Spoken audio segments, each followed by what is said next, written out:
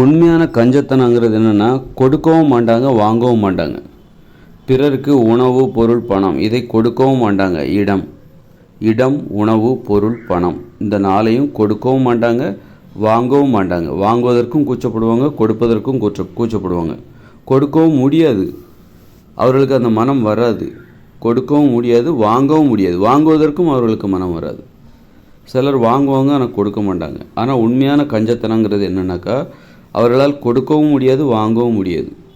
கொடுப்பதற்கும் அவர்களுக்கு மனம் வராது. அதனால் பெரும்பாலும் தனிமையில் தான் இருப்பாங்க. அவர்களுக்கு மனித உறவுமுறை எங்கே கொடுத்து விட்டால் மனித உறவுமுறை ஏற்பட்டுவிடும். உறவுமுறை கொடுத்தாக்கா உறவுமுறை ஏற்படும். நீங்கள் வாங்கினாலும் உறவுமுறை ஏற்படும், கொடுத்தாலும் வாங்கினாலும் உறவுமுறை ஏற்படும். மனித உறவுமுறைகளே சிலருக்கு பிடிக்காது. அவங்க தான் பிறருக்கு கொடுப்பதற்கும் வாங்குவதற்கும் பயப்படுவாங்க. எங்கே கொடுத்து விட்டால், எங்கே வாங்கிவிட்டால் உறவுமுறை ஏற்பட்டு விடுமோ, நமது தனிமை பாதிக்கப்படுமோ, பிறரது இடையூறுகள் அதிகரித்து விடுமோ அப்படின்னு நினச்சிட்டு கொடுக்கவும் மாட்டாங்க, வாங்கவும் மாட்டாங்க. பிறரது இடையூறுகள் அதை அவங்க விரும்ப மாட்டாங்க. தனிமையில் இருக்கிறத விரும்புவாங்க. அதனால் அவங்க பிறருக்கு கொடுப்பதையும் தவிர்த்து விடுவார்கள், வாங்குவதையும் தவிர்ப்பார்கள். வாங்கவும் முடியாது, அவர்களுக்கு கொடுக்கவும் முடியாது. இயல்பாகவே கொடுக்கறதுக்கு அவர்களுக்கு மனசு வராது, வாங்குறதுக்கும் மனசு வராது. இதுதான் கஞ்சத்தனம் என்பது. கொடுக்கணும் அப்படின்னு வரும்போது ரொம்ப கஷ்டப்பட்டு கொடுப்பாங்க, வாங்கணும்னு வரும்போது ரொம்ப கஷ்டப்பட்டு வாங்குவாங்க. இது தான் நம்ம கஞ்சத்தனம்னு சொல்கிறோம்.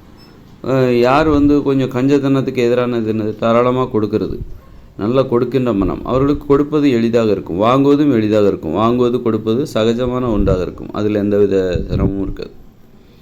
அதுதான் ஒரு கஞ்சத்தனத்துக்கு எதிரான, அதை நம்ம என்ன சொல்கிறது, கஞ்சத்தனத்துக்கு எதிராக பகிர்ந்து உண்ணுதல்னு வச்சுங்களேன். பகிர்ந்து கொள்வதற்கு மனம் இல்லாத, முடியாத ஒரு நிலை, பகிர்ந்து கொள்ள முடியாத ஒரு நிலையை தான் நம்ம கஞ்சத்தனம்னு சொல்லணும். கஞ்சத்தனத்துக்கு எதிரான நிலை என்பது பகிர்ந்து கொள்வது.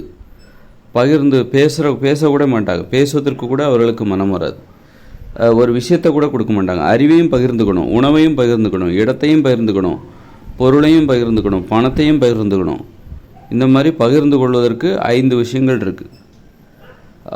6 விஷயங்கள் கூட இருக்குது. இன்பத்தையும் பகிர்ந்து கொள்ள வேண்டும். இன்பம், துன்பம், இப்படி இன்னும் நிறைய பகிர்ந்து கொள்வது தான் மனித வாழ்க்கை. வெறும் உணவை மட்டுமல்ல, உணவு, பொருள், பணம், இடம், இன்பம், துன்பம் எல்லாவற்றையும் நம்ம பகிர்ந்து கொள்ள வேண்டியிருக்கிறது. இது இது பகிர்ந்து கொள்ள முடியாதவங்க தான் தனிமையில் மாட்டிக்கிட்டு இருப்பாங்க. அவர்களால் பகிர்ந்து கொள்ள முடியாது, வாங்கவும் முடியாது, கொடுக்கவும் முடியாது. அதாவது பணம், பொருள், இன்பம், இடம், உணவு இதெல்லாம் கொடுக்கவும் முடியாது, வாங்கவும் முடியாது. அதுதான் கஞ்சத்தனம் அப்படிங்கிறோம். அப்போ அது காரணம் என்னன்னாக்கா, ஏன் அவங்க அப்படி கஞ்சத்தனமாக இருக்காங்க, ஏன் அவங்களால கொடுக்கவும் முடியலை, வாங்கவும் முடியலை அப்படின்னா, அவர்கள் மகிழ்ச்சியாக இல்லை. அதனால் இந்த சமூகத்தின் மீது அவர்களுக்கு ஒரு கோபம். மகிழ்ச்சியாக இல்லாதனால இந்த சமூகத்தின் மீது, இந்த உலகத்தின் மீது அவர்களுக்கு கோபம். அதனால் இந்த உலகத்திற்கு எதையும் கொடுக்கக்கூடாது, ஒரு பழி உணர்ச்சின்னு கூட சொல்லலாம். இந்த உலகத்திற்கு எதையும் கொடுக்கக்கூடாது, இந்த உலகத்திலேருந்து நம்ம எதையும் வாங்கணுங்கிற அவசியமும் இல்லை. ஏன்னா வாங்கணும் அப்படிங்கும்போது நம்ம இந்த உலகத்தை சார்ந்து, பிறரை சார்ந்து வாழ வேண்டிய நிர்பந்தம் வருகிறது. அதனால் பிறரை சார்ந்து வாழ்கிற அந்த நிர்பந்தத்தை தவிர்க்கும் பொருட்டு அவர்கள் பிறரிடமிருந்து எதையும் வாங்குவதும் இல்லை, பிறருக்கு கொடுப்பதும் இல்லை அப்படிங்கிற ஒரு மனநிலைக்குள்ளே போயிடுவாங்க அவங்க. அதனாகவே அவர்கள் வாழ்வார்கள். அப்படி ஒரு மனநிலையாகவே அவர்கள் வாழ்ந்து கொண்டிருப்பார்கள். அதுதான் கஞ்சத்தனம். அதனால் மகிழ்ச்சியாக வாழும்போது தான் அவர்கள் மற்றவர்களுக்கு விசுவாசமாக இருப்பார்கள். மற்றவர்களுக்கு இந்த உலகம் நமக்கு மகிழ்ச்சியை கொடுத்துருக்குறது, அதனால் இந்த உலகத்துக்கு நாம் எதையா திருப்பி கொடுக்கணும், நமக்கு கிடைத்த அனைத்துமே திருப்பி கொடுக்கணும் அப்படிங்கிற இந்த எண்ணம் இயல்பாகவே வரும். நமக்கு கிடைக்காத எதையும் நம்ம மற்றவங்களுக்கு கொடுக்க மாட்டோம், நமக்கு கிடைச்சாதான் நம்ம மற்றவங்களுக்கு கொடுப்போம்.